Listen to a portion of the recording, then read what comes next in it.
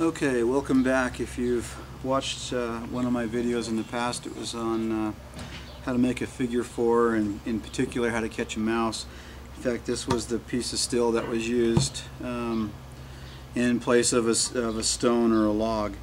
One of the first things you want to do before you actually start to make your figure 4 is to make sure that you're using or you actually make the figure 4 that is about the right size for the object that you're putting on it.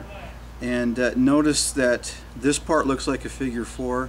However, you want the trigger where the bait goes a little bit longer. In fact, you could make it actually an extra foot longer, and then whenever you do actually come to where you're going to set it, you can break that off where it needs to be, because you don't want this to be clear back here where it's not going to allow the little critter you're trying to catch to get underneath the object to fall on it. So you have this. Notice also how, well, we'll talk about that in a minute, but you've got the figure 4 there. One of the first things you do before you actually start carving a figure 4, the trigger for the trap, is to find the object that you're going to use.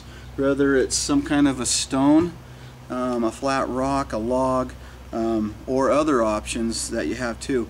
Get something, kind of figure out about where the balance point's at. You wouldn't want to put your figure 4 over here because see how it starts to tip.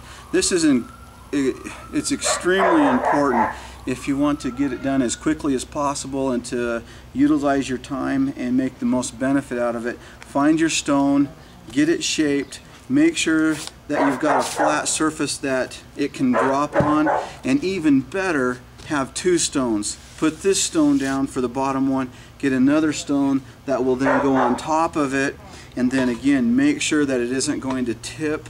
And another thing that I've watched people do, and I think it's just because they don't really think about it, but they'll take their log or their stone and they'll make their trap first, and then their trap's too big and they actually have it set up like this. Now the little critters that we're trying to catch are pretty quick, and if you have it set this high, you've got a couple of disadvantages. One, it's got a long ways to go before it finally gets on top of it pins the little guy down that you're trying to catch. The other problem is that the further up you go, all of a sudden gravity is not affecting it, and it takes longer for it to start going down. And so one of the, in fact, I want to, instead of using this rock on my table here, we'll take this. If you put it too short, obviously you're not going to be able to get some of the things you're trying to catch under it.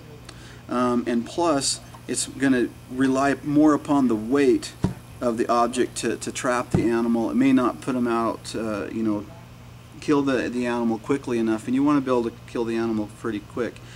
So we talked about that. If it's too low, it may not kill the little critter. If it's too high, it's going to take forever for it to finally drop and hit on the whatever your bottom platform is.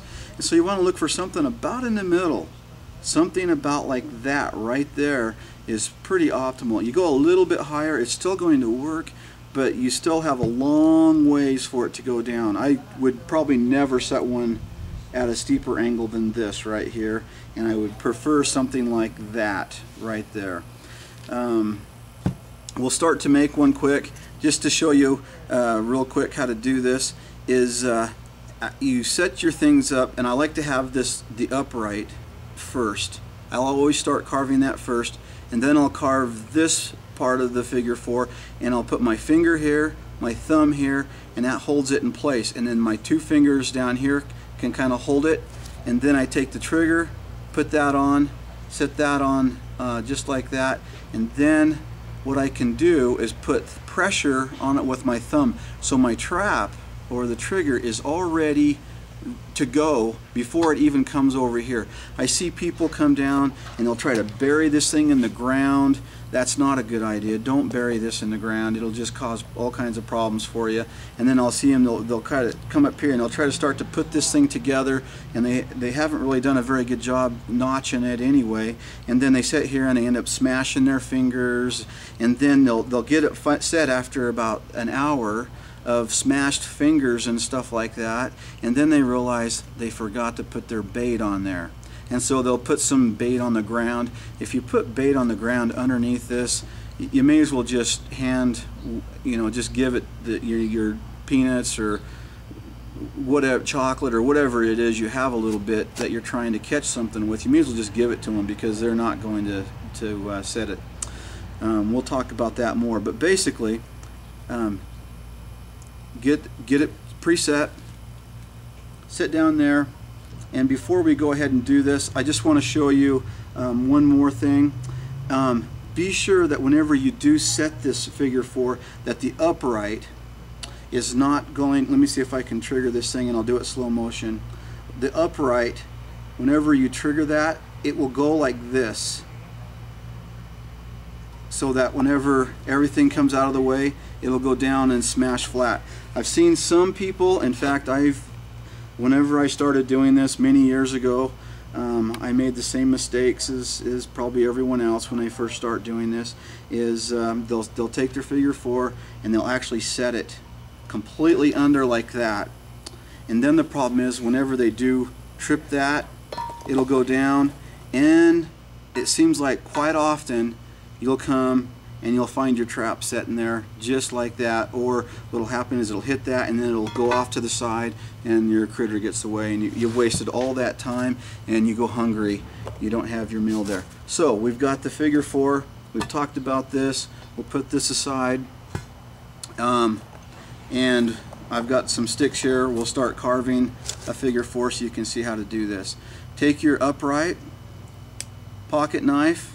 A good sharp one is much easier to work with. And what I like to do is just basically get an angle going on there. I'll cut that.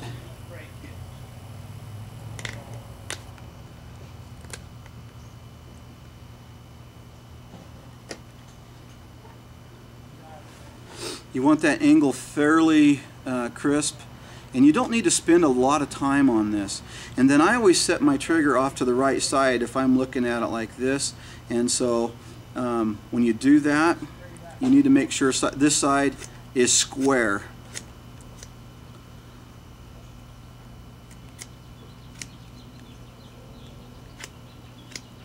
Okay, so now this is the upright that will be set there, that the trap will be on. And this is where the trigger will go off to the side. And so make sure that this side right here is square all the way up and down. You don't need to notch this. Just have it so that this is square right here and on this side, so that your notch and the trigger can line up. And don't commit yourself to any point on here. You might need to put it way down low or clear up high for it to work. So like that. So this piece is basically done. Make sure the bottom is fairly straight too. You don't need it perfect, but you don't want it at a big angle. It'll cause you problems. So that one's done. We'll set it aside. We'll take another piece and carve that, and then we'll kind of take that and take a look at it. You'll kind of piece it together and you'll kind of eyeball where you want that notch to go in, and I want it about right there. So I'll come back, try not to cut myself.